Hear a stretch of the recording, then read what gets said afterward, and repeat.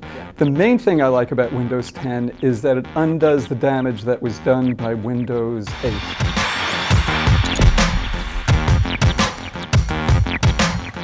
Windows 8 was an operating system that imposed a kind of touch tablet interface onto every computer that used it, including desktop and traditional laptops, which were not touch-based. So that made it a very difficult operating system to use, a kind of Rube Goldberg invention. What I like most about Windows 10 is that it has a start menu again, like you used to have in Windows 7 and all Windows versions before that. And so it makes it very easy to use. You can just click it, you can run applications, you could find your files, you can use it just like a computer is meant to be used. Cortana is a digital assistant, somewhat like Siri, but better. In Siri, it's kind of outside iOS. It's sort of built into it, but it's not well integrated. With Cortana, it's built into the guts of Windows 10. So what that means is, yes, you could talk to it and say, launch an app for me. But it also does more than that. It does searching, it searches your computer, it searches the web. It learns about you, it learns about where you are. It knows if you're going on a flight, for example. It shows you flight information, it shows you the weather. It's based on your Windows ID, so that means whether you're using it on your desktop, on a laptop you bring with you, or if you're one of the few people in the world who actually uses a Windows phone, it actually comes along with you there as well. Another very nice new feature in Windows 10 is Edge. It's the new browser. Finally, we can all stop using Windows Internet Explorer.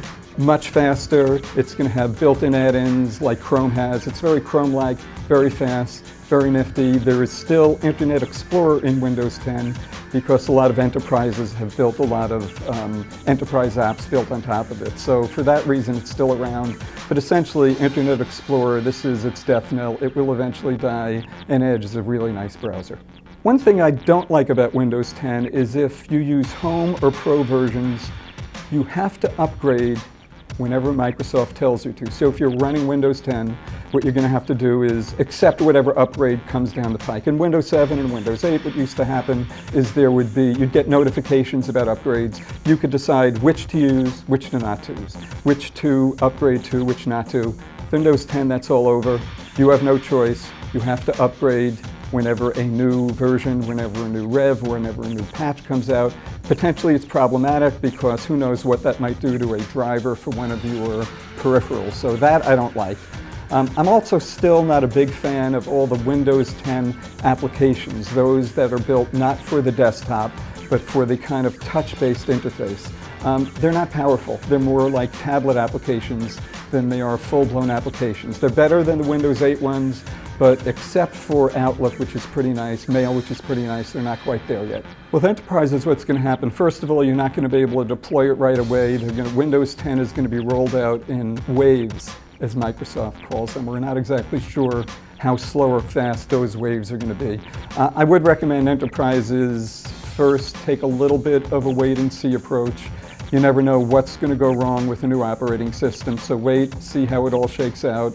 I'd suggest a phased deployment as usual, do some testing, but then eventually I see no reason not to go to Windows 10 quickly, especially if you have Windows 8. If an enterprise has Windows 8, I would recommend getting off there as fast as you can, and I think they know that.